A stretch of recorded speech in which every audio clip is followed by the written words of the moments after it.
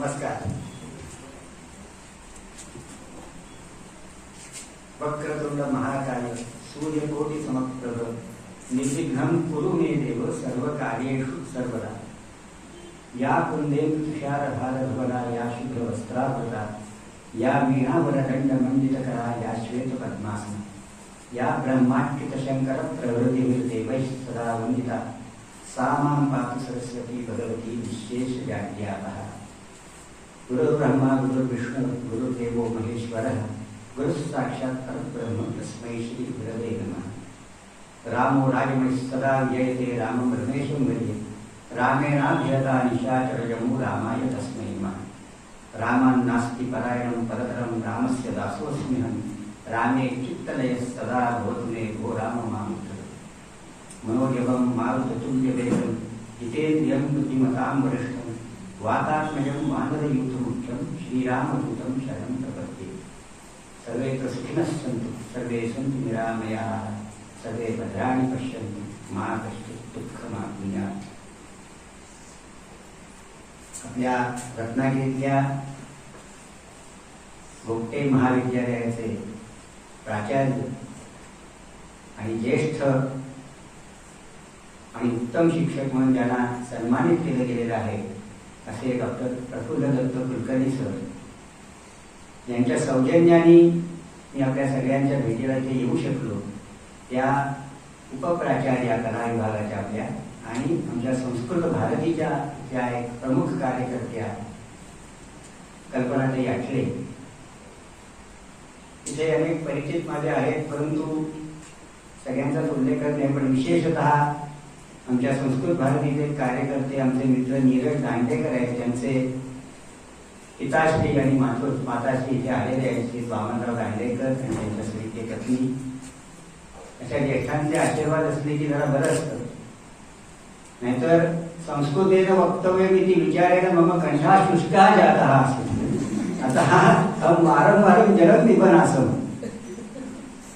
अस्तु, आशिष आठवलेंनी खूप उत्तम तऱ्हेने परिचय करून दिला. म्हणजे सगळं संस्कृत वातावरण आहे. किंबहुना श्री जयेंद्र अभ्यंकर त्यांनी जेव्हा असं सांगितलं की मी आता मातृभाषेत बोलतोय तेव्हा मला धक्का बसला. मला वाटतं संस्कृतच त्याची मातृभाषा आहे आणि मग ते मराठीत बोलायला लागले. तर इतकं सुभाईदार आणि उत्तम संस्कृत जिथे बोलू शकतात लोक, असं महाविद्यालय धन्य आणि पावन आहे असं मला वाटतं. आणि संस्कृत विभागाचे आपले जे सगळे आहेत, जे श्री जयंत अभ्यंकर, नंतर हिरालाजी शर्मा आणि स्नेहा शिवलकर, तर खरोखर मी तुमचं अभिनंदन करतो. ज्यांना विशेष पारितोषिक मिळालेले त्यांचं पण अभिनंदन करतो. आणि तुम्ही संस्कृत शिकताय ह्या एका विषयासाठीच तुमच्या सगळ्यांचं अभिनंदन करणं उचित ठरेल असं मला वाटतं. कारण पूर्वसुकृत असलं तरच संस्कृत सारखी भाषा आपण शिकायची बुद्धी आपल्याला होती. आज जो मी विषय मांडणार आहे अज्ञात रामायण. खूप लोकांना असं वाटतं काय हा प्रकार आहे, आम्हाला काय रामायण माहित नाही की काय. मी लहानपणापासून रामायण आजी आजोबांकडनं ऐकलंय, वाचलंय. रामायणाबद्दल वेगळं काय सांगणार. तर रामायणाचं वेगळेपण जे मी सांगण्याचा प्रयत्न करणार आहे ते म्हणजे रामायणातलं नेमकं आपल्याला काय हवंय, शिकायचंय, रामायणाचा नेमका संस्कार कोणता आणि वाल्मिकी रामायणात असं काय वेगळं आहे.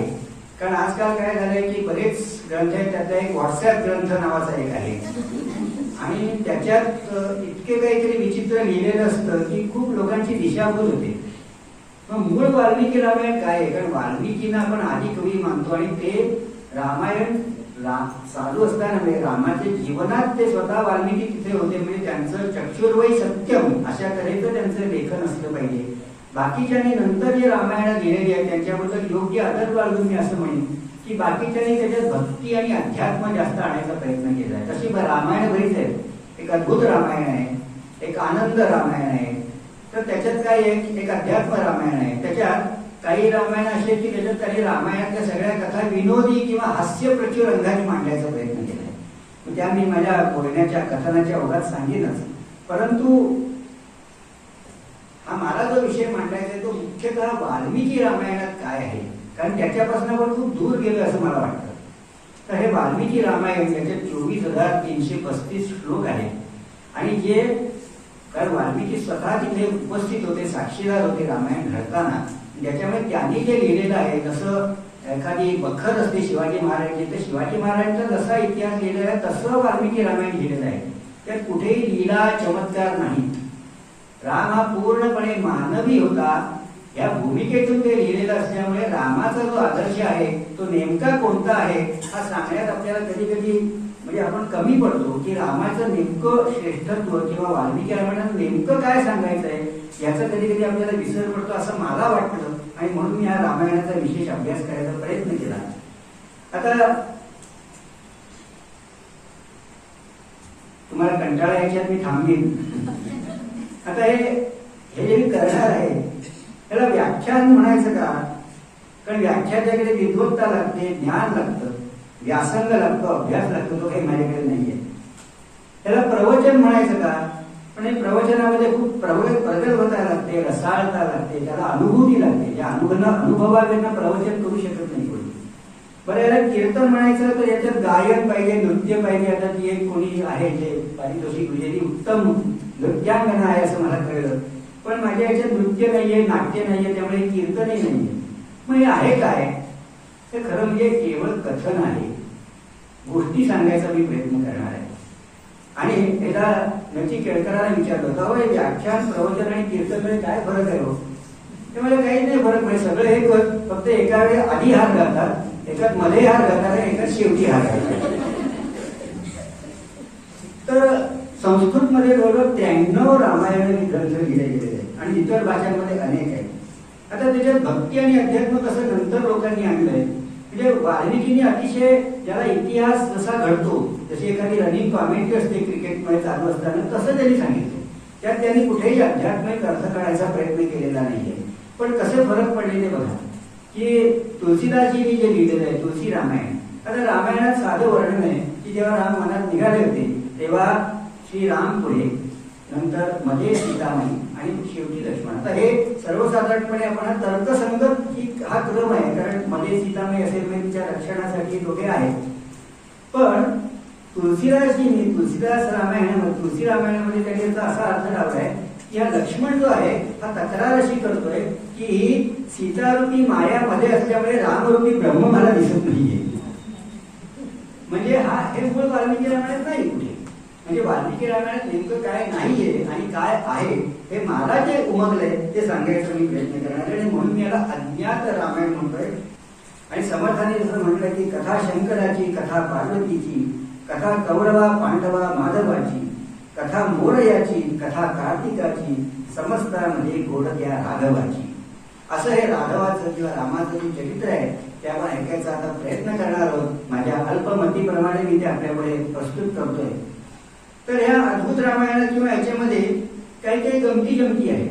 म्हणजे आता ज्याच्यात मी म्हणते की ज्याच्यातनं हास्य प्रचुरता त्यांनी निर्माण केली आहे, त्याने एकदा असं वर्णन केलंय की रामाने सीतेला वनात का पाठवलं पुन्हा नंतर शेवटी. तर म्हणजे काय झालं, एकदा ती लंकेवरून ते सगळे अयोध्येत परत आले आणि मग सगळं सुखाने चाललेलं असताना एकदा सीता कैकेयीला भेटायला गेली ती. तर कैकेयीने तिला जरा खडूसपणे आणि असं विचारलं कुत्सितपणे, अगं तुझ्या रावणाकडे जवळ 8-10 महिने होतीस, तो कसा दिसत होता रावण? ती म्हणाली, रावण हा इतका नीच होता की मी त्याच्या कधीही म्हणजे आपण अगदी साध्या रोकड्या मराठीनंतर त्याचं थोबाडही मी बघितलं नाही. त्यामुळे मी त्याच्याकडे अजिबात बघितलं नाही.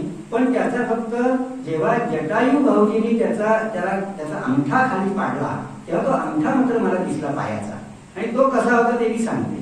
मग तिने पायाच्या अंगठ्याचं चित्र काढून दाखवलं आणि मग तिथे जसं पोलिसांचे असतात ना चित्रकार की त्याच्यावर ते खरा गुन्हेगार कसा दिसत असेल असं ते चित्र काढ, तसं एकाने काढलं आणि ते चित्र काढलं. आणि त्याच्यानंतर एकदा श्रीराम तिकडे कैकेयीच्या दर्शनासाठी आले. तेव्हा त्याने विचारलं, अरे इथल्या कोणीच रावणाला बघितलेलं नाहीये, मग हे रावणाचं चित्र कोणी काढलं? तर कैकेयीने मुद्दाम खडूस, आत्ताच्या जे मालिकांमध्ये जसं चालतं ना तसं तेव्हा होतं. तर तिने असं सांगितलं रामाला, अरे ती सीता तुझी 8-10 महिने तिथे राहिली ती, तिच्या मनात रावणाची प्रतिमा पुसली गेलेली नाहीये. तिने हे सगळं वर्णन करून मला सांगितलं आणि मग रामाला राग आला आणि म्हणून त्याने पुन्हा सीतेला वनवासात पाठवलं. अशा तऱ्हेने नेहमीच्या आपल्याला जे माहिती आहेत त्या प्रसंगांचं गमतीच्या माध्यमातून त्यांनी करायचा प्रयत्न केला. अशी काही आनंद रामायण वगैरे असं आहे. आता या सगळ्यांचं मी जर त्यातल्या गमती सांगायला लागलो तर आपला मूळ मुद्दा बाजूला राहील आणि आपण भरकटत जाऊ. त्याच्यामुळे त्या दिशा आपली जी आहे आणि जे नियोजित वेळ आहे त्याचं अनुशासन पाळण्यासाठी म्हणून मी त्याच्यात जात नाही. परंतु नंतर ज्यांना ज्यांना रस असेल त्या गप्पांच्या ओघात मी त्यात तुम्हाला त्याच्याबद्दल सांगू शकेन. पण राम हा पूर्णपणे मानवी होता.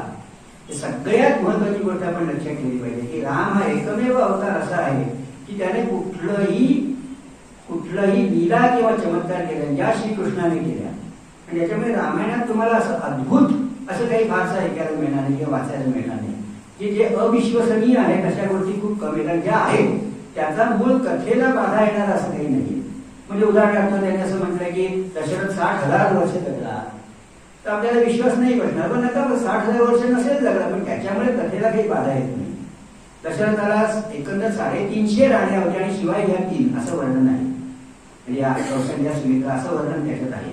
तर ह्या अशा जे काही त्याच्यातल्या आक्षेपार्ह गोष्टी आहेत काही काही लोकांनी त्याला विकृत स्वरूपात आक्षेप पण घेतले त्याचा पण मी थोडक्यात उल्लेख करणार आहे. पण राम स्वतः असं म्हणतो आत्मानं मानुषम म्हणजे रामम दशरथात्मयम. मी स्वतःला दशरथ पुत्र राम हा स्वतःला मानवी मानतो.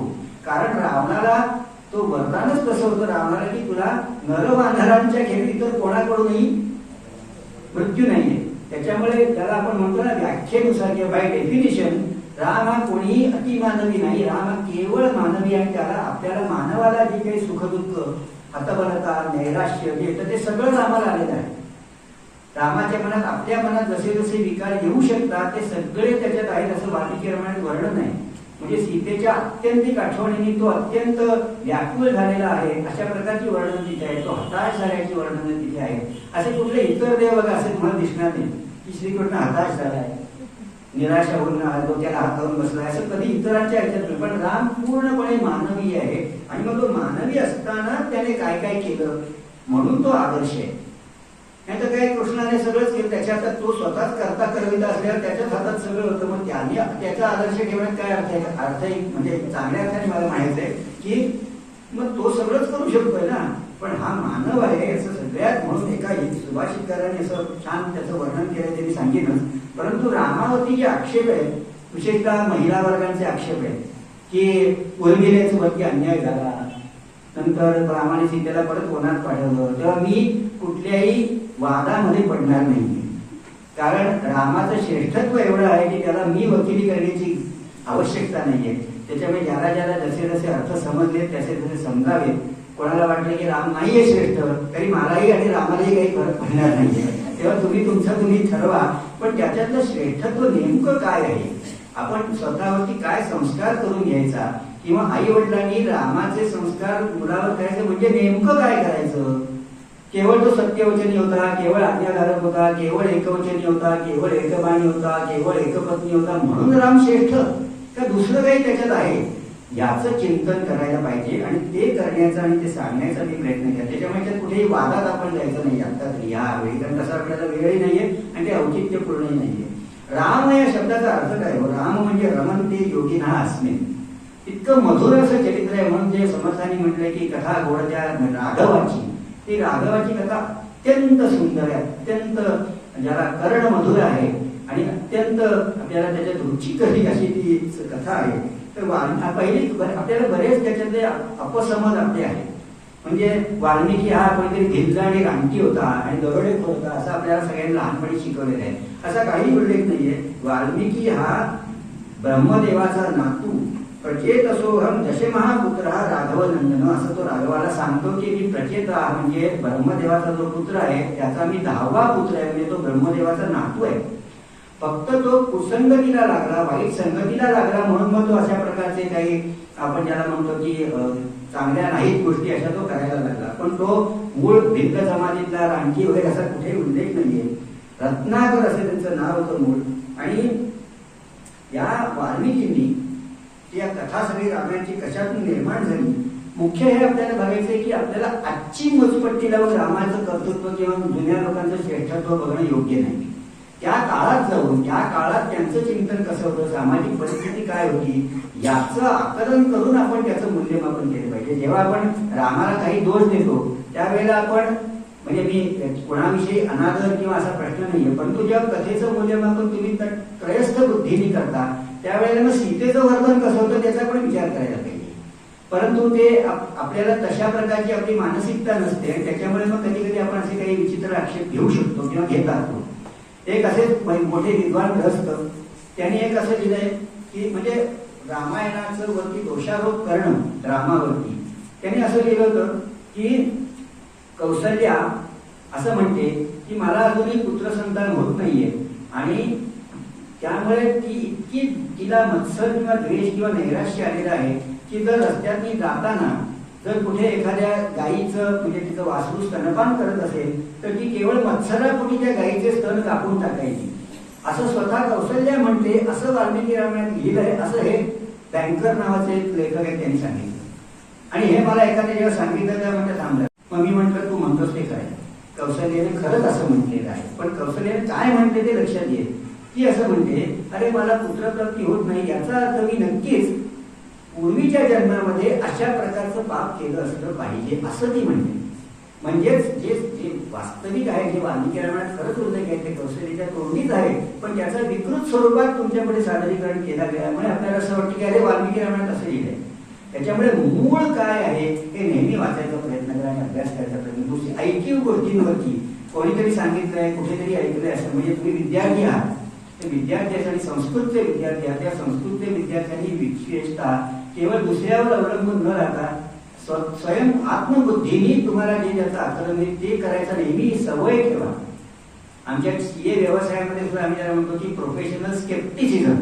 ते पटकन कोणी सांगेल त्याच्यावरती शंका नाही घ्यायची, त्याच्यावरती संशय नाही घ्यायचा, पण जे काय ते स्वतः पूर्णपणे त्याची शहानिशा करायची, व्हेरिफिकेशन करायचं असा स्वभाव जेव्हा होतो तेव्हा त्याची एक संशोधनात्मक वृत्ती तयार होती. मी संशोधक नाही, मी अभ्यासकही नाही, मी केवळ एक त्याला कथाकथन करणारा आहे आणि मला जे उमगलं ते मी सांगायचा प्रयत्न करणार आहे. तर त्याच्यामुळे अशा प्रकारे जे लेख लिहिले जातात किंवा अशा प्रकारचे ग्रंथ किंवा आधी अमेरिका आणि इंग्लंडमध्ये असं एक नवीन सुरू झालेलं आहे की आपल्याचकडच्या विद्वानांना तिकडे मोठमोठ्या शिष्यवृत्त्या देऊन तिकडे न्यायचं आणि त्यांना इतकं तिथे सुखात ठेवायचं आणि त्याच्यात त्यांनी आपल्याच प्राचीन ग्रंथांवरती अभ्यास करून त्याच्यावरती टीका आलोचना करायची, ग्रंथ लिहून घ्यायचे असं एक षडयंत्र सुरू आहे. आणि त्या षडयंत्राविरुद्ध आपण सावध असलं पाहिजे. त्याच्यामुळे जेव्हा तुम्ही कोणी तुम्हाला असं सांगेल, विशेषतः व्हॉट्सअपवरती येत असतं, कितीतरी येत असतं, तर ते तुम्ही त्याच्यावरती म्हणजे अंधपणे विश्वास न ठेवता स्वतः काहीतरी वाचायचा प्रयत्न केला तर मला वाटतं आपल्या या व्याख्यानाचं जे फलित आहे ते केवळ रामकथा सांगणं असं नाहीये. आपण मर्यादा पुरुषोत्तम म्हणतो. आता मर्यादा पुरुषोत्तम म्हणजे आपल्याला वाटतं, लोकांना वाटतं की म्हणजे राम हा मर्यादाशील होता म्हणून तो मर्यादा पुरुषोत्तम झाला. तर खरा नाही. खरा त्याचं चिंतन केलं तर त्याचा अर्थ असा आहे की पुरुषाच्या उत्तमपणाची जी मर्यादा आहे तो म्हणजे राम. शौर्य असेल तर शौर्यात उत्तम शौर्य हा जो आहे त्याच्यातली मर्यादा किंवा त्याच्या पलीकडे आणखी कोणी शौर्यश्वर असू शकत नाही म्हणजे राम आहे.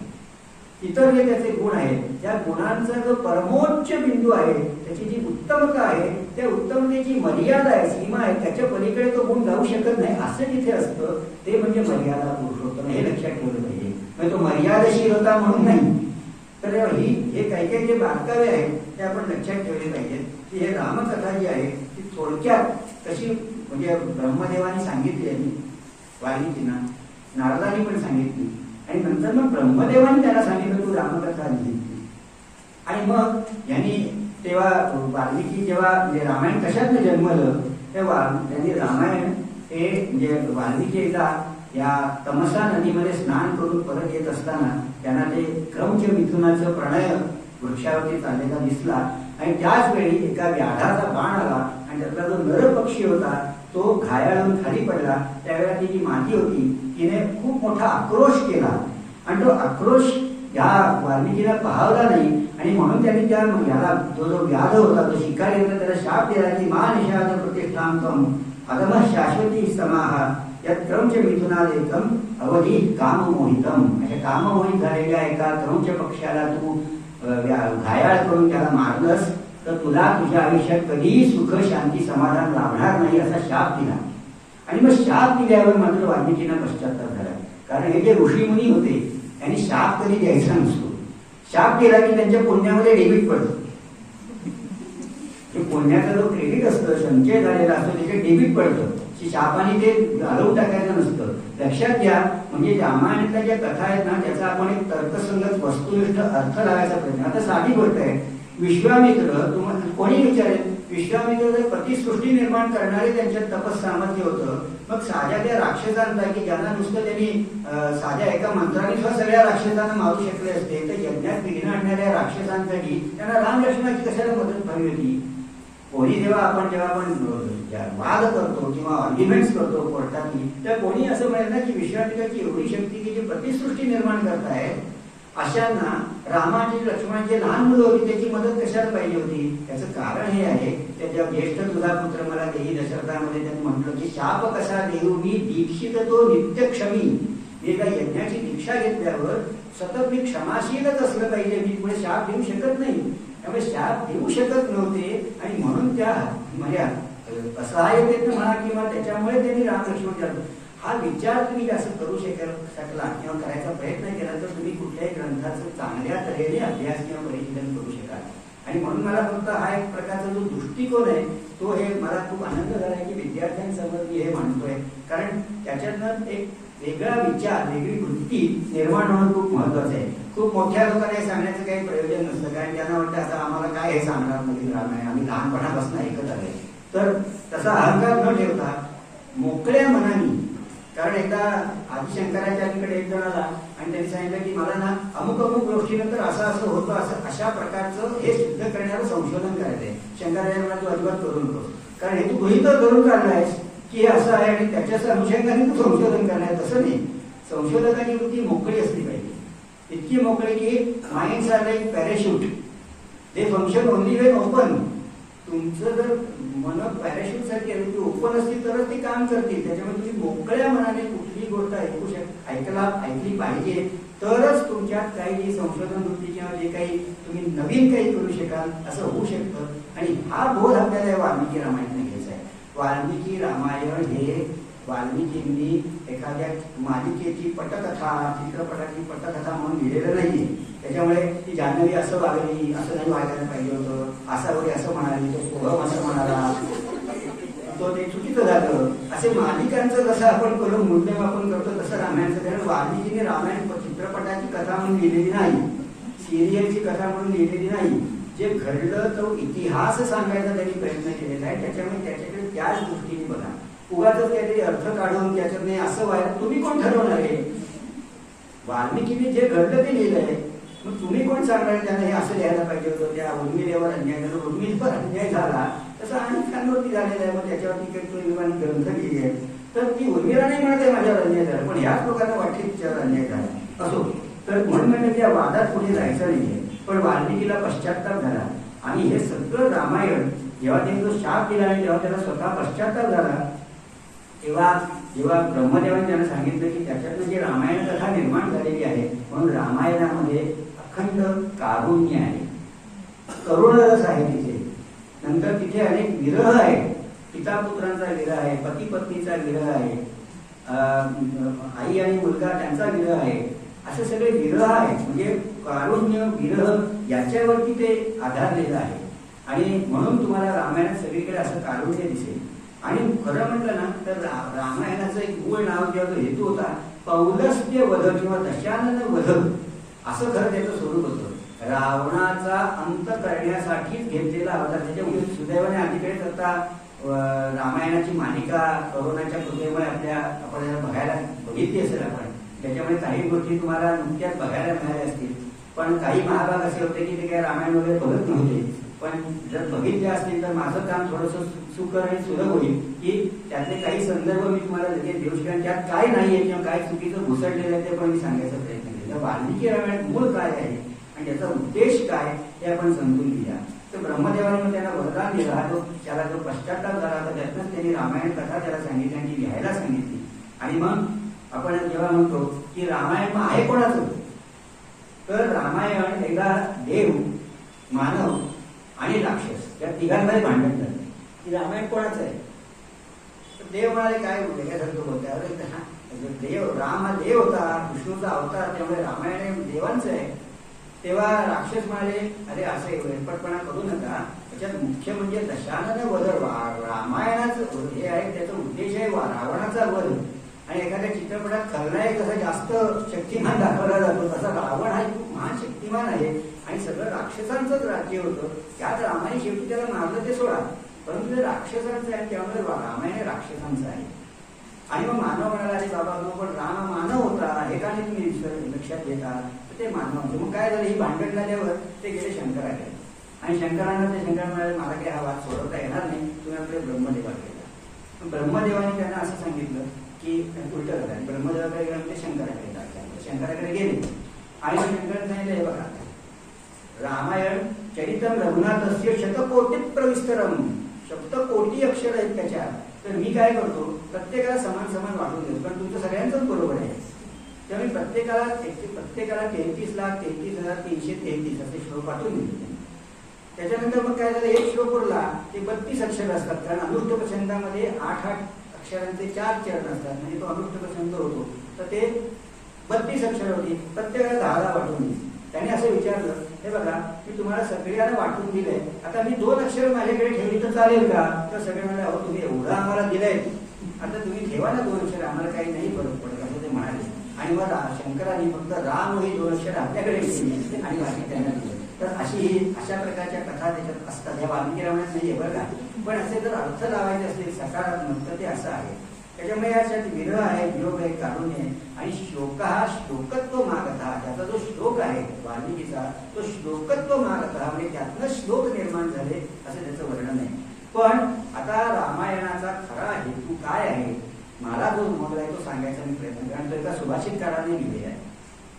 विजेतव्या लंका चरणतरणीयो जलनिधी, लंकेसारखी बलाढ्य नगरी होती, विजय मिळवायचा होता. चरणतरणीयो जलनिधी, चरणांनी पायांनी समुद्र ओलांडून जायचा होता. विमानातनं किंवा आकाशातनं पंखरावर उडून गेले असं नाही. नंतर विपक्ष पौलस्त्यो, रावणासारखा बलाढ्य शत्रू होता. विपक्ष म्हणजे शत्रू, आपण हिंदी बातम्यांमध्ये विपक्षी दल म्हणतो, म्हणजे शत्रूसारखे जे वाचतात ते. तर विपक्षी, ते विपक्ष म्हणजे शत्रू.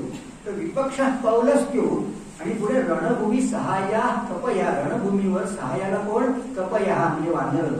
इतकी सगळी त्याच्यामध्ये जी होती ती, त्याला आपण नकारात्मक सगळ्या गोष्टी होत्या, त्या सगळ्या मर्यादा होत्या, त्या सगळ्या ऍडव्हर्सिटीज होत्या. असं असताना सुद्धा तथाप्येको राम सकल मौलिक राक्षसकुलम, तथाप्येको राम सकल मौलिक राक्षसकुलम, हे तरी देखील एका रामाने सगळ्या राक्षस कुलाचा नाश केला.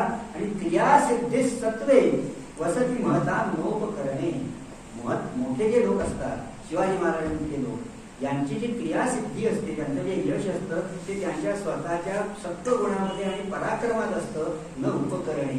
आजूबाजूला सहाय्य करायला कोण आहे, त्यांच्याबरोबर काय सामग्री आहे, त्यांच्याकडे रिसोर्सेस किती आहेत, संसाधनं किती आहेत, त्याच्यावरती काही अवलंबून नसतं. आणि रामा, आपण म्हणतो जिजामाऊलींनी रामाचे संस्कार शिवाजी महाराजांनी केले, म्हणजे काय केलं? ते संस्कार केले. बाकी एकवचनी सत्यवचनी हे करायला आपले आई वडील आहेत, तो शिकवायला. त्या तुमच्या हे जे गुरुजन हे तुम्हाला सत्यवचन शिकवतात, आदर्श सगळं. राम हा आदर्श केवळ त्याच्यासाठी नाही हो. रामाचा जो आदर्श आहे तो त्याचा पराक्रम आहे. तो पराक्रम जेव्हा बाजूला पडतो आणि मग काही लोक म्हणतात, प्रत्येकाने ना मनात घरात रामासारखं वागावं आणि बाहेर गेलं की कृष्णासारखं वागावं. अरे म्हणजे काय, राम आणि कृष्ण एकच आहे. फक्त रामासारखं वागणं आपण सोडून दिलं, पराक्रम सोडून दिला, म्हणून आपल्याला कृष्णासारखं, मग त्याला कधी कधी कूटनीती करायला लागली, असं करायला लागलं. जर तुम्ही पराक्रम तुमचा जपला असता तर तुम्हाला कूटनीती करायची वेळ झाली नसती. तर हे लक्षात घ्या की रामाचं जे खरं सार आहे रामायणाचं, जे आपल्यावरती संस्कार आपण स्वतःवर करून घेतला पाहिजे आणि दुसऱ्याने केला पाहिजे, तो पराक्रम हा आहे. आणि हे समर्थाने ओळखलं. समर्थाने ही दैवत जी निवडली होती ती अत्यंत तर्कशुद्ध पद्धतीने, अत्यंत विचारपूर्वक निवडली. कारण त्यावेळी समाजामध्ये जी मरगळ आलेली होती ती पराभूत भावना होती. त्या पराभूत भावनेवरती कुठेतरी विजय मिळवावा यासाठीही त्यांनी प्रेरणा स्वरूप म्हणूनही राम आणि हनुमान ही दैवत निवडलेली. म्हणजे त्या मागे विचार आहे, केवळ भक्ती आणि अध्यात्म नाही आहे. समर्थाने जो तर्कशुद्ध विचार करून ही दैवत निवडले, आणि हे आपण लक्षात घेतलं पाहिजे. तेव्हा रामायण का वाचायचंय? रामायण पराक्रमाचा संस्कार स्वतःवर होण्यासाठी वाचायचंय, हा या सुभाषिताचा जो अर्थ आहे. क्रियासिद्ध. आणि मग आपण एक्सक्यूज मास्टर असतो, आपण हे असं झालं ना मग तसं झालं म्हणतो म्हणून आपण रडे असतो, रडेपणा करतो आपण. आपल्या पराभवाचं किंवा आपल्या अपयशाचं खापर आपण कुठेतरी दुसऱ्यावर फोडतो, दुसऱ्याच्या माती मारतो. असं नाही करायचं. रामाने कधी दुसऱ्याला त्याच्यात दोषी धरलेलं नाहीये, कोणालाच तो मग कैकेयीमुळे मला यायला लागलं असं राम कधीही म्हणत नाही. राम उलट त्यांना आदेश सगळ्यांना देतो की कैकेयीविषयी एक शब्द सुद्धा नकारात्मक बोलता करण्याचं भरताला आदेश देतो, स्वतःच्या शपथ घालतो तो त्याला. कैकेयीविषयी रामाने यत्किंचित अनादर कुठेही केलेला नाहीये. आणि जे खरेखुरे पराक्रमी असतात ना ते असे कोणाला दोषारोप वगैरे करत बसत नाही. ते इतके वरच्या थराला असतात ना की ते त्या अर्थाने ते या जगातले नसतात. त्याच्यामुळे ते कधी कुठल्याही गोष्टीकडे ते taking it in its own stride असं जे म्हणतात ना तसं ते करत असतात. त्यांना हे कुठल्या क्षुल्लक गोष्टींनी त्यांचं मन विचलित होत नाही. त्याच्यामुळे आपल्यासारखं असतात तर नाही मग मी राजा झालो असतो पण कैकेयीमध्ये आली आली मग असं झालं तसं झालं आपण बरेच लोकांना दोष देत बसलो असतो. तसं रामाने कधीही केलं नाही. हे त्याचे गुण लक्षात घेतले पाहिजे. आपण नुसतं सत्व सत्यवचनी आदर्श, आदर्श का, आदर्श पराक्रमासाठी आदर्श हे लक्षात घ्या, स्वतःवर मनावर हे बिंबवा असं माझं आपल्याला अतिशय कळकळीचं सांगणं आहे. आणि म्हणून जेव्हा सगळ्यांनी विचारवंतांनी सांगितलं की चाणक्यापासून की आता जी आपली एकंदर संस्कृतीची मानवतेची आपल्या देशाची अशी जी दुरवस्था झाली आहे याचं कारण दुष्टांचा दुष्टपणा नाही आहे, सज्जनांची निष्क्रियता आहे. आपण सगळे सज्जन स्वतःला म्हणणारे लोक भित्रेपणाने घरात बसलेलो असतो म्हणून ही अशी अवस्था आलेली आहे. कारण दुर्जन 2-5% असतात हो. आपण सगळे सज्जनच जास्त असतो ना, 90-95% सज्जन असतो. मग दुर्जनांचं काय एवढं वर्चस्व होतं याचा आपण विचार केला पाहिजे. आता हे सगळं मला स्टेजवरती बसून सांगायला बरं आहे, परंतु पण मनात हा विचार आला पाहिजे आपल्या की जर आपण सगळे एकत्र आलो, जर आपण सगळे समविचारी लोक एकत्र आलो तर कदाचित दुर्जनांची काही हिंमतच होणार नाही काही वेळी गोष्टी करायची. कारण नाश करायला काही फारशी शक्ती लागत नाही. मोठं कापसाचं गोदाम असेल तर तिथे एक शेंडी पडली तरी त्याला भस्मनाश करायला पुरेशी असते. पण आपण म्हणजे रामाचा हा संस्कार आपण घेतला पाहिजे की आपण जर एकत्र आलो तर वानरांसारखे लोक एकत्र आले तरी देखील ते दुर्जनांचा नाश करू शकतात. हा दुसरा संस्कार आहे. तेव्हा आपण वानर नाही होत, आपण मानव आहोत.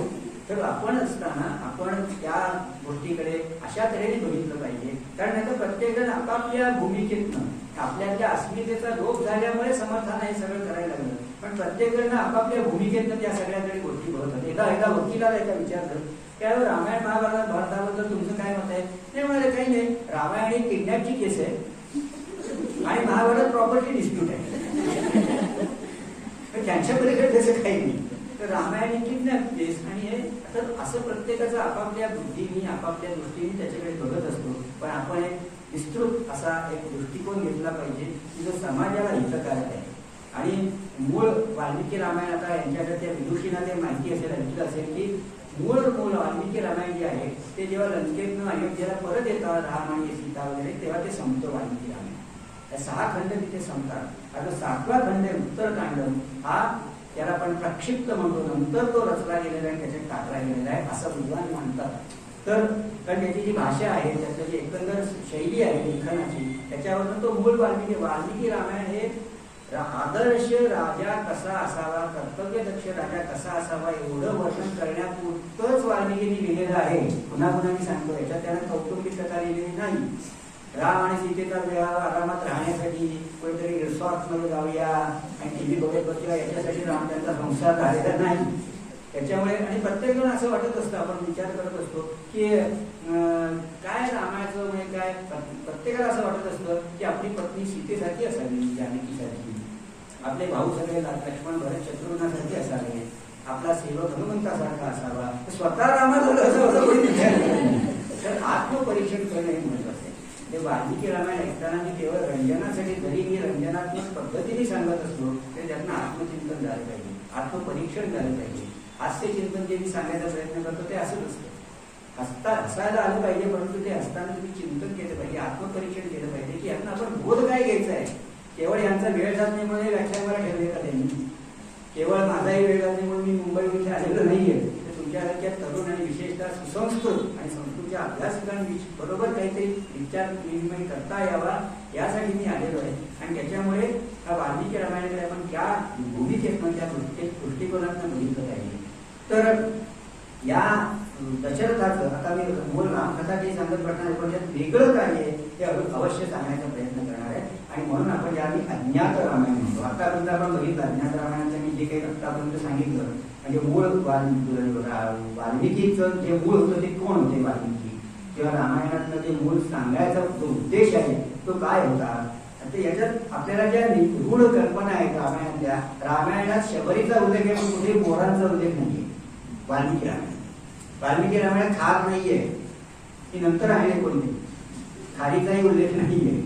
वाल्मिकी रामायणात गंमत तुम्हाला वाटेल, आपण सीता स्वयंवर म्हणजे आपल्या डोळ्यासमोर असे राजसभा भरली आहे, सगळे राजे महाराजे आले आहेत, राजपुत्र आले आहेत, धनुष्य उचलत आहेत, ते पडतायत खाली फलित होते, असं कुठेही घडण्याचा उल्लेख नाही.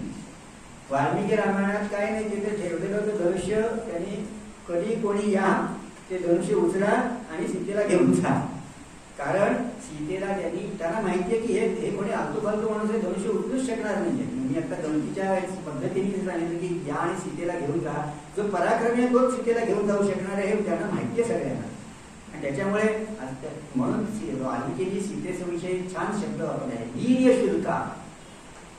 जिचं शुल्क चांगल्या अर्थाने शुल्क म्हणजे तुम्हाला जर ती सीता हवी असेल तर त्याच्यासाठी काय शुल्क मोजायला लागेल, तुमचा पराक्रम.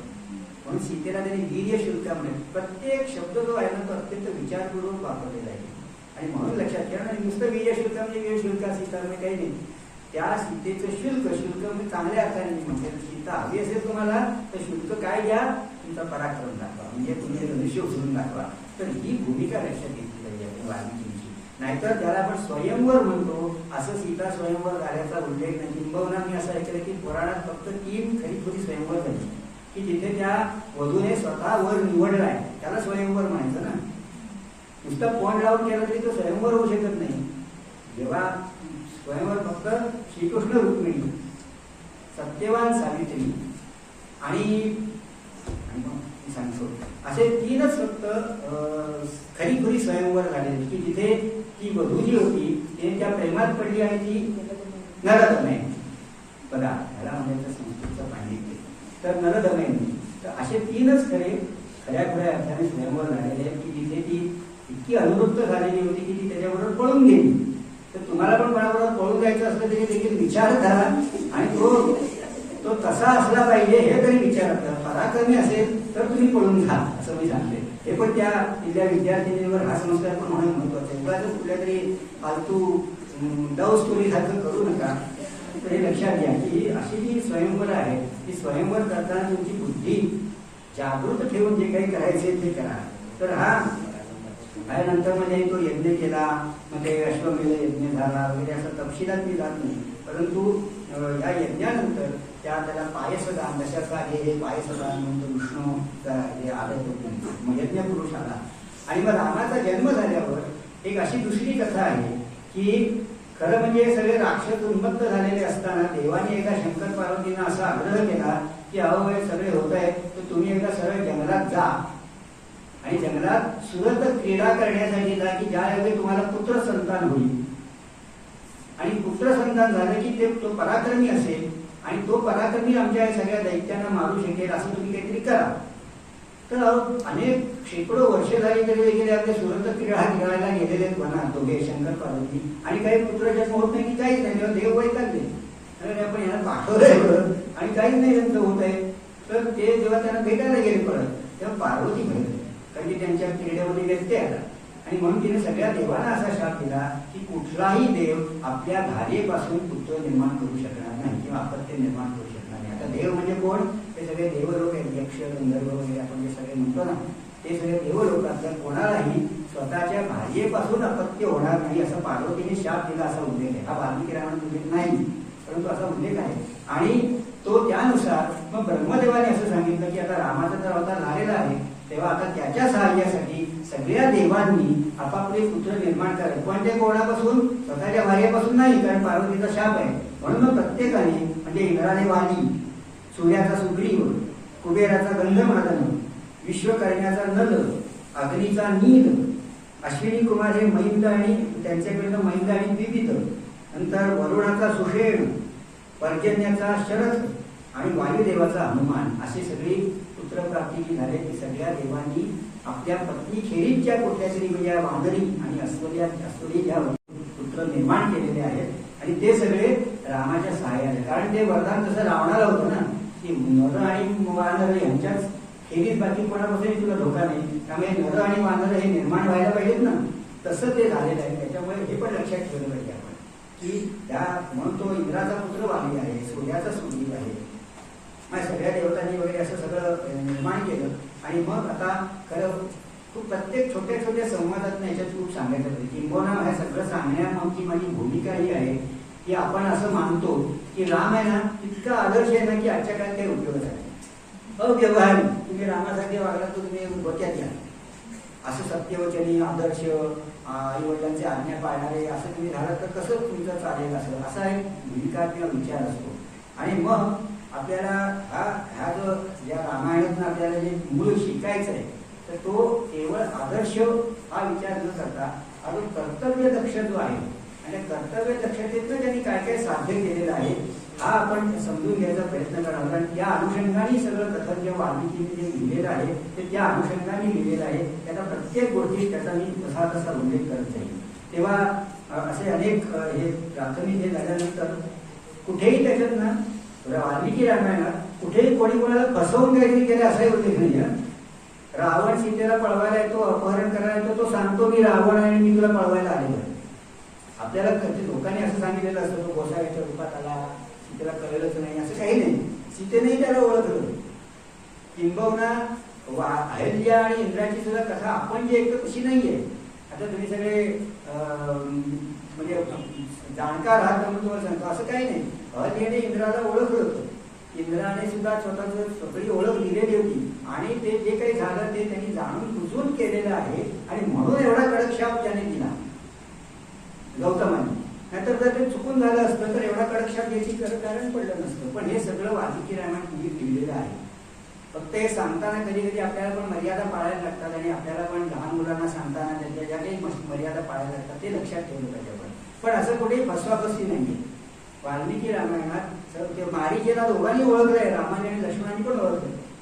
आणि राम आणि लक्ष्मण त्यांना सांगतात की अरे हा मारीच आहे, म्हणजे हा काही खरा हरिण नाहीये आणि आपण असं मोहात पडता कामा नये. तेव्हा राम लक्ष्मणाला असं म्हणतो अरे काही का असेल ना आपल्याला काय फरक पडतो, जर तो राक्षस असेल तर राक्षसाला मारायचं असेल म्हणजे प्रतिज्ञाच आहे, मग काय झालं. आणि जर तो हरिण असेल खरा तर सीतेचा हट्ट आहे तोही पुरवल्याचं मला समाधान मिळेल. पण काही फरक नाही पडत आहे, मी मला त्याला मारणं आणि काहीच अयोग्य होणार नाही असं तो सांगतो. पण नंतर तो कपट करतो आणि ते सगळं होतं ती गोष्ट वेगळी. परंतु मारीच हा तो मारीच आहे हे ओळखून जाणून बुजून रामाने त्याचा पाठलाग केलेला आहे हे पण आपण लक्षात ठेवलं. तेव्हा असं काही खोटं झालेलं नाहीये की ह्या खोटं सांगून त्यांनी काहीतरी केलं असं नाही. सगळं व्यवस्थित स्पष्टपणे रामायणात सगळे वर्णनं जी आहेत ती सगळी अशी आहे. तर या अहल्या आणि इंद्राचा जो प्रसंग सांगितला तुम्हाला की तो असा कुठे आपण जसा शिकलोय तसा नाहीये. आता याच्यात संस्कार खूप वेगवेगळे आहेत. हे संस्कार जे आहेत ते मी वाल्मिकी रामायण सांगितलं म्हटलं की केवळ आदर्श नाहीये. तुम्हाला मी त्यात रामाची काही काही व्यवहारीपणाची किंवा ती आपल्याला प्रत्यक्षात येते अशी काही उदाहरणं सांगतो की राम जेव्हा वनात निघाले तेव्हा वनात निघताना त्यांनी त्यांचा जो वैयक्तिक जो राजभवन त्यांचं जे किंवा जे काही होतं महाल त्याला त्याच्यात जे सेवक वर्ग होते आणि त्याच्यातले जे आश्रित होते त्या सगळ्यांना 14 वर्षाचं त्यांचं पगार ऍडव्हान्स मध्ये दिला होता.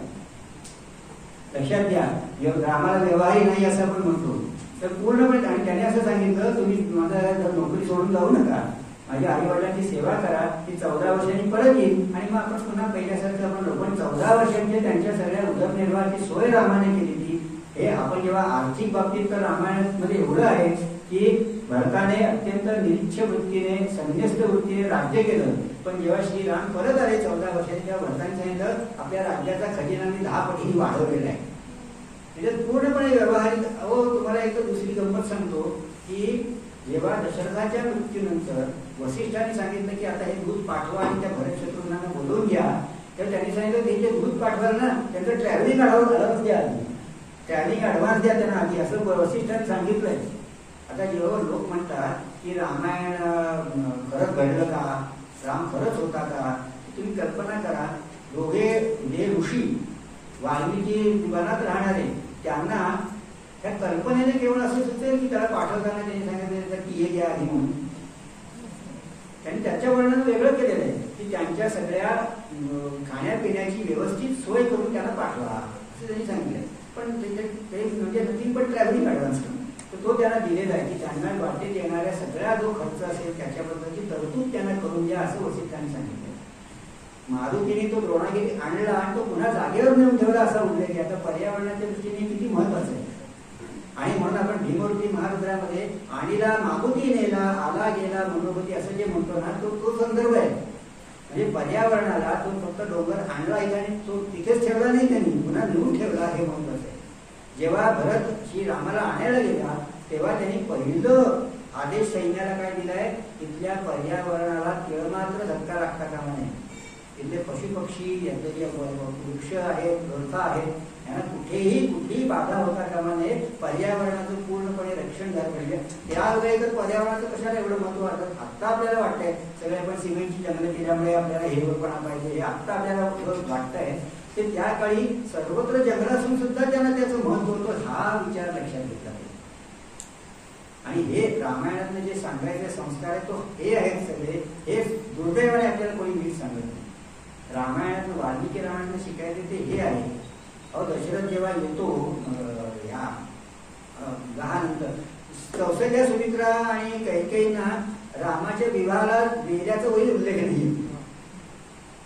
ते गेले तिकडे रामाने ते दृश्य मोडलं आणि ते सगळं झालं आणि मग त्यांना बोलवून घेतो तेव्हा दशरथ वगैरे फक्त थोडके लोक गेले आणि ते विवाह करून परत आले. म्हणजे ह्या तिघी वरमाया ते तिथे गेल्याचा उल्लेखच नाहीये.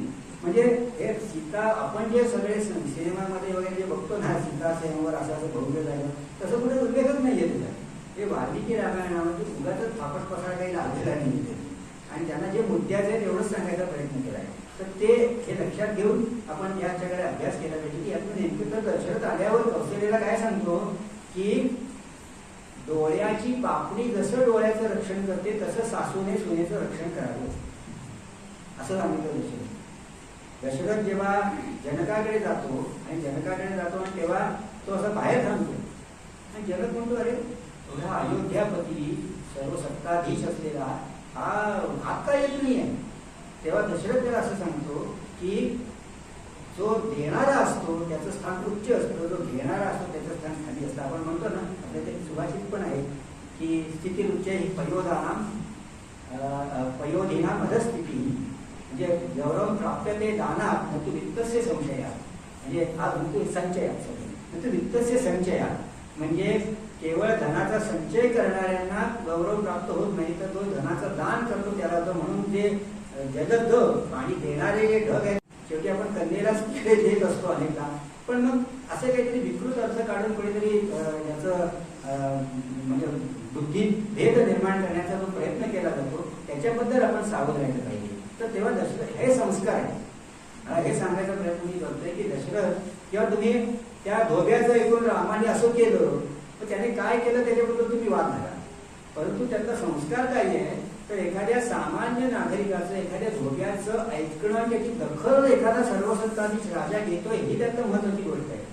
त्याच्यावर त्याने कशी प्रतिक्रिया दिली आहे हा मुद्दा तुम्ही वादाचा करा.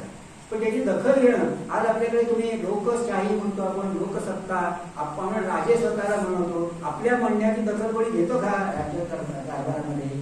पण त्या काळी तो सर्व सत्ताधीश सम्राट असलेले लोक दशरथ संस्कार म्हणजे काय हो आता तो श्रावणाला मारतो श्रावण म्हणजे मारतो म्हणजे तो मरतो श्रावण बाळ त्याच्यातून चुकून. आता जर दशरथ गुपचूप घेऊन घरी बसला असता तर त्याला कोण विचारणार होतं.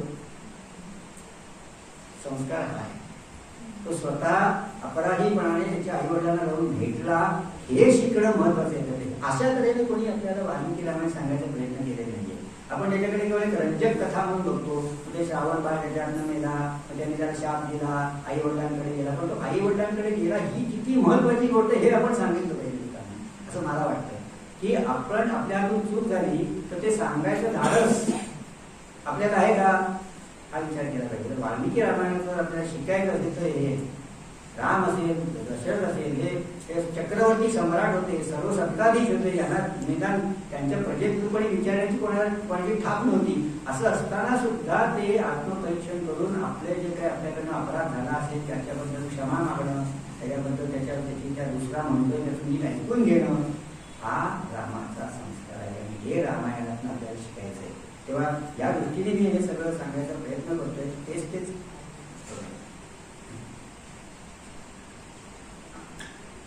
तर आता जेव्हा ते धनुर्भंग होतो त्यावेळेला मग आता जसं आपण वधूकडचे लोक आणि वराकडचे लोक एकमेकांना सगळ्या माहिती देतात, सगळी त्यांचा बायोडेटा सांगतात, तशी त्यांनी ती सगळ्यांनी सांगितली. याच्या घराण्यात कसे कोणते राज्य होते, याच्या घराण्यात कसे कसे राजे होते, हे सगळं झालं. आणि मग ते सगळं झालं. त्याच्यात एक अनरण्य नावाचा राजा आहे, रघुवंशाच्या आधी, रामाच्या कितीतरी आधी होता. या अनरण्य राजाला जेव्हा रावण खूप उन्मत्त झाला, त्या रावण उन्मत्त झाला आणि त्याने अनेक राक्षसांना, अनेक राजांना, क्षत्रियांना असं खूप मारायचा प्रयत्न केला. त्याच्यात हा अनरण्य राजा जो रामाचा पूर्वज होता, यांच्या इक्ष्वाकु कुळाचा, तर त्याला त्यांनी मारलं. तेव्हा अनरण्याने रावणाला असा शाप दिला की माझ्या वंशात एक असा कोणी जन्माला येईल की जो तुझा अंत करेल. तर तो अनरण्याचं ते तेवढं महत्व आहे. दुसरं एक असमंज नावाचं एक त्याच्यात त्या पंचायत होता, आधीच्या म्हणजे रामाच्या आधीच्या याच्यात.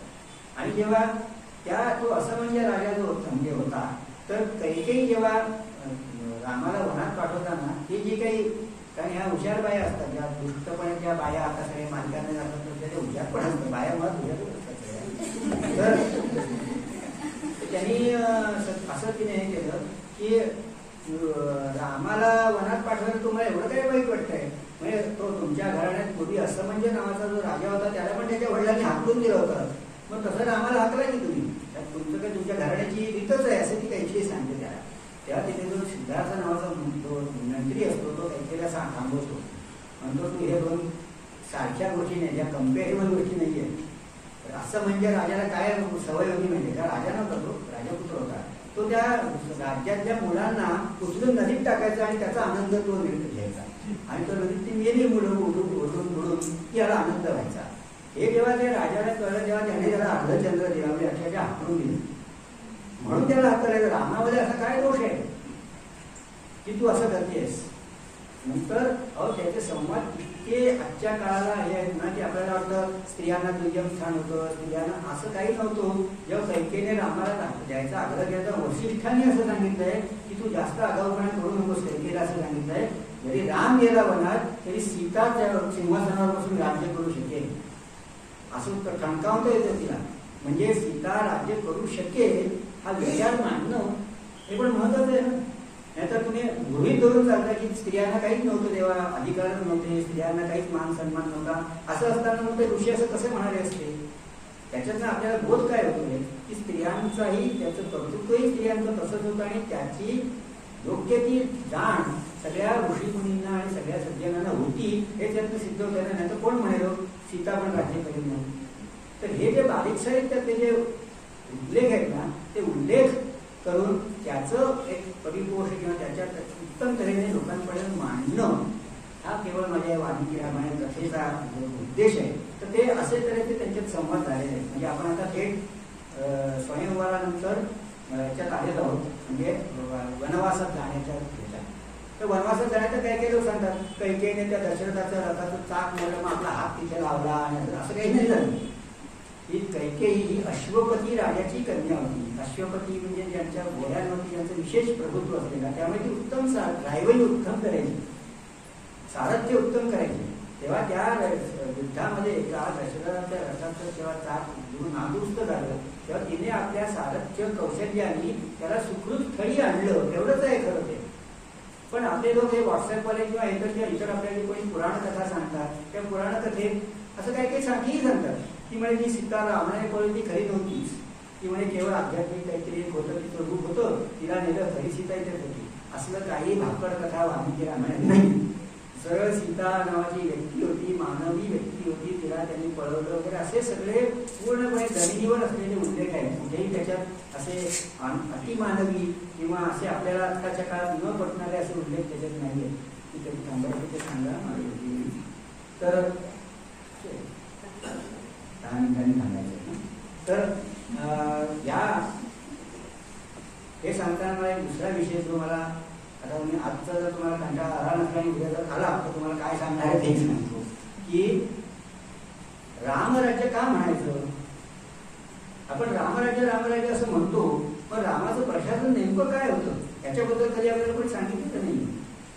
रामाचं प्रशासन म्हणजे सुशासन, म्हणजे आता ज्याला आपण गव्हर्नन्स म्हणतो, तो गव्हर्नन्स काय होता रामाचा, रामराज्य का म्हणायचं त्याच्याबद्दल कधी आतापर्यंत आपल्याला आजी आजोबांनी शिक्षकांनी सांगितल्या त्या गोष्टी, त्याचं प्रशासन कसं होतं, हे प्रशासन कसं होतं हे सांगायचं मी उद्या प्रयत्न करणार आहे.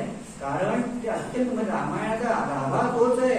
वाल्मिकीला तेच सांगायचं की कर्तव्यदक्ष राजाने कसं वागलं पाहिजे. आणि मग जेव्हा भरत जेव्हा भेटायला येतो, भरत भेट जी होते ना, त्या भरत भेटीत कौटुंबिक संवाद कुठलाही नाही आहे.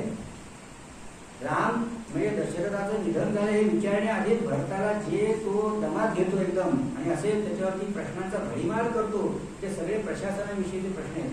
तुझं हेर खातं कसं आहे, तुझं संरक्षण विषयक धोरण काय आहे, तुझं नोकर भरतीचं धोरण काय आहे, तुझं न्याय व्यवस्था कशी आहे, हे सगळ्यावरती तो त्याला कच्चित सर्ग असं म्हणतात. अपी या ज्याने आपण करतो म्हणजे असं कसं करतोस का तू, अशा तऱ्हेने संवाद संस्कृतमध्ये जे बोललं जातं तो कच्चित म्हणजे कच्चित तू हे करतोस, त्याच्यामुळे तू हे करतोस ना, whether you do it or not, अशा तऱ्हेने राम भरताला विचारतो. असे जवळ 65 ते 70 प्रश्नांचं तुम्हाला भडीमार किंवा बॉम्बार्डिंग तो करतो. हे सगळं रामाचं सुशासन आहे, गव्हर्नन्स आहे.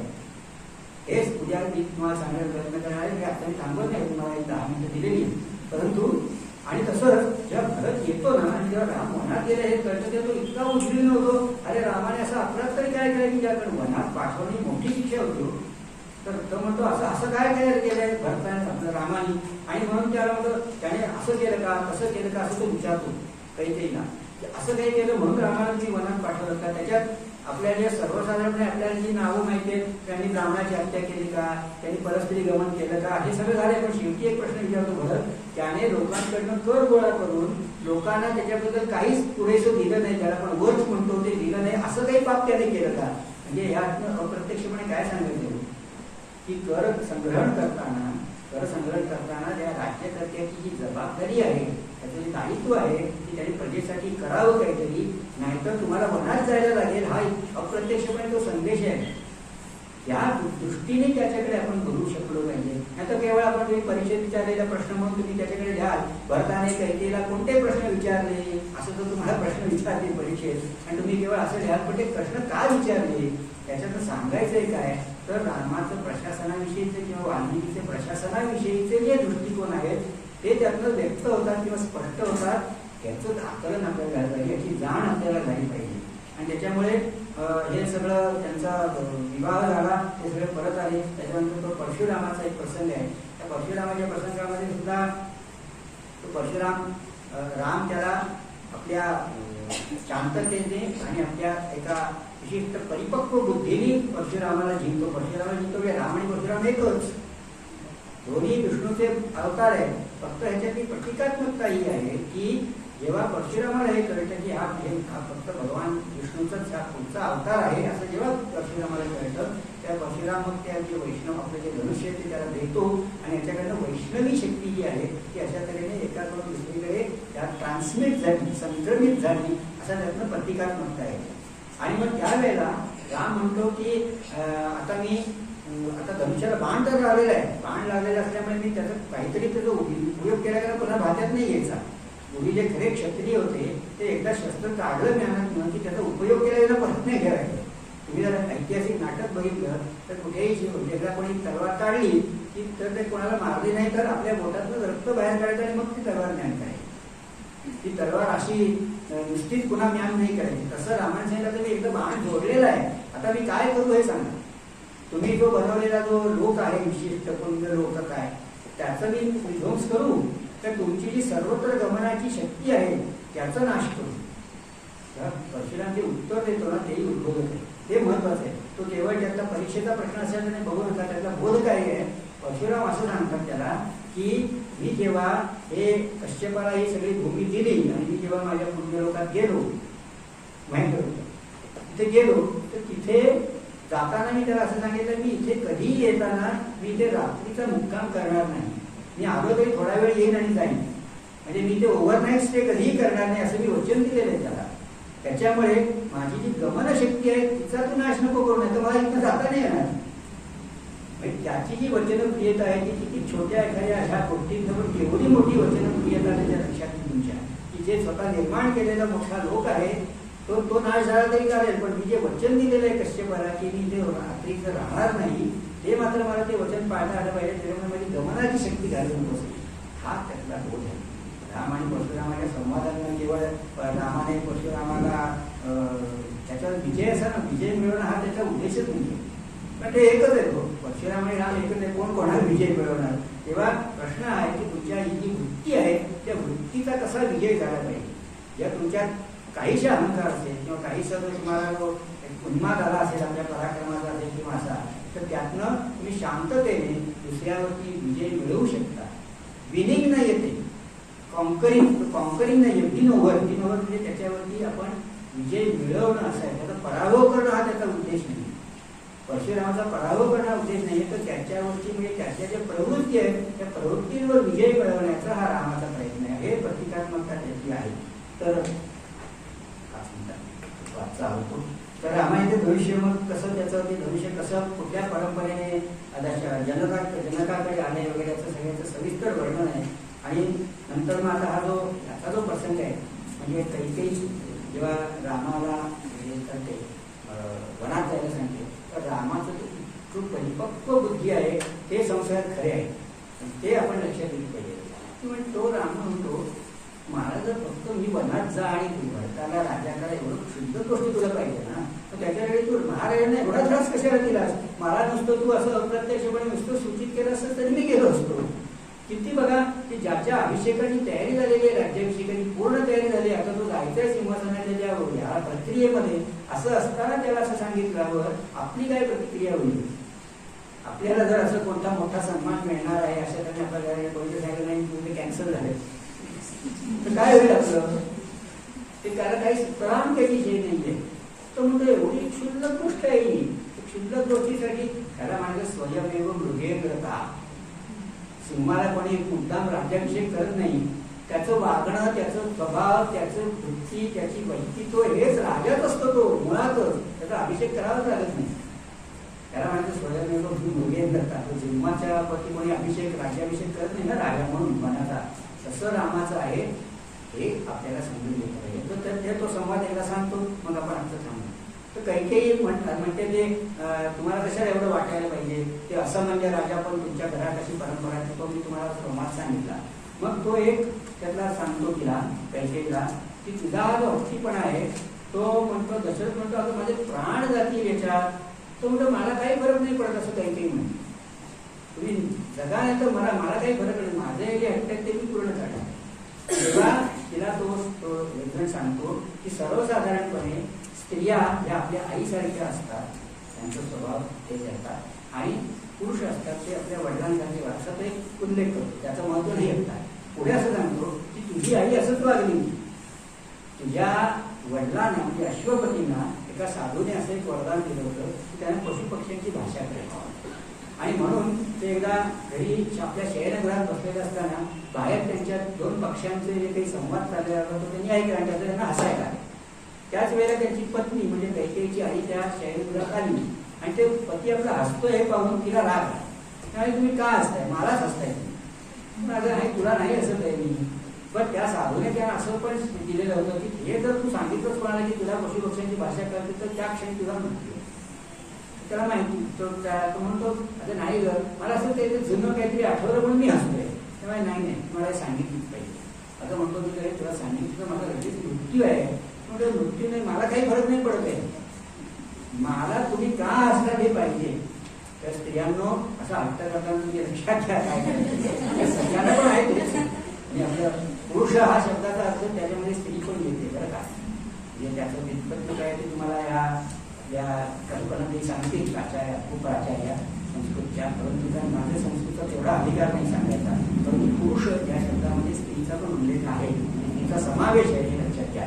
नाहीतर लोकांना पुरुष सूक्त अमुक सक्त म्हणजे फक्त पुरुषांसाठी केलंय का? तसं नाही.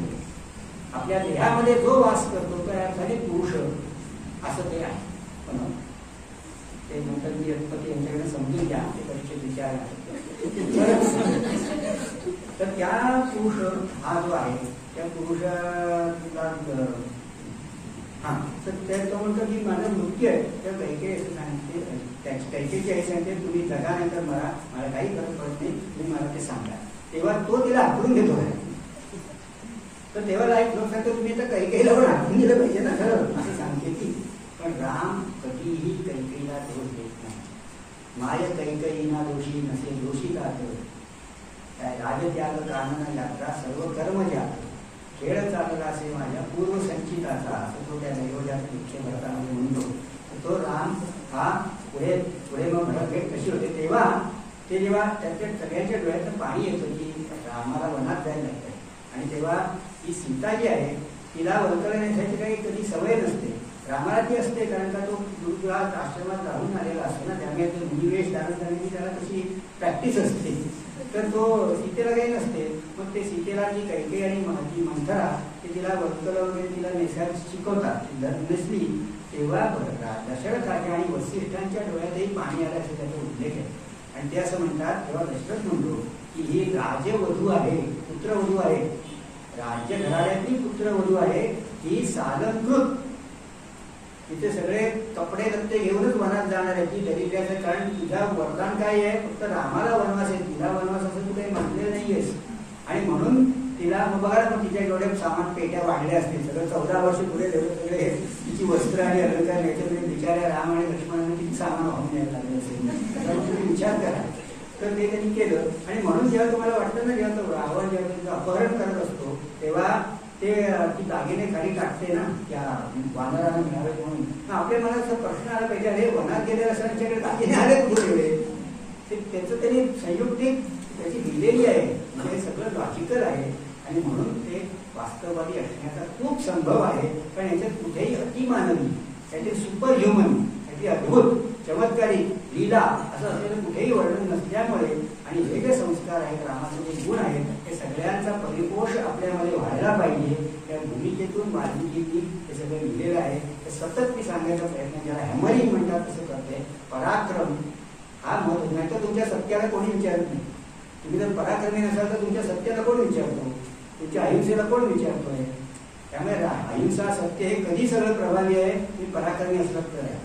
पराक्रम हा महत्वाचा आहे. त्यामुळे इथे ज्या विद्यार्थी बसलेले असतील त्यांना जर पराक्रमाचं जर पुढे शिक्षण घेता येत असेल ते त्यांनी अवश्य घ्यावं तर रामायण शिकून उपयोग आहे. नाही तर नाही. कारण सीता पण राज्य करू शकेल असं जेव्हा म्हणतो तेव्हा सीतेची क्षमता कशी असली पाहिजे ना जी होती ती ते धनुष्य स्वतः उचलून आणत होती. मग ती क्षमता तुमच्यात असेल तर मग तुम्ही सगळं नारी सन्मान वगैरे तर त्याला अर्थ आहे तर काही अर्थ नाही. त्या पराक्रम पराक्रम आणि पराक्रम हे जर तुम्ही सतत घोष तुमच्या मनात ठेवला तरच वाल्मिकी रामायण वाचण्याचा अर्थ आहे ती साध्य होणार आहे. ऐकण्याचा ते सांगण्याचा मी यथामती प्रयत्न करतोय. मला आजच्या या सत्राची जर तुमच्याशी तरबूज करण्याची संधी मिळाली त्याच्याबद्दल मी पुन्हा आणि जर काय चुकलं काय नीट झालं नसेल तर याचा दोष यांच्याकडे आहे पण यांनी मला बोलू नये. तुम्ही लक्षात घ्या जे काही चांगलं झालं असेल ते रामाची कृपा आहे आणि चुकीचं झालं असेल तर ते या सगळ्यांना मी शुभेच्छा देतो आणि श्री रामाची कृपा या सगळ्यांवर अखंडपणे राहावं आणि तो पराक्रम आणि तो आदर्श खऱ्या अर्थाने आपण आत्मसात आपल्यात होऊ अशी मी श्री रामाकडे प्रार्थना करतो आणि आजच्या माझ्या वाणीला विराम देतो. श्रीराम.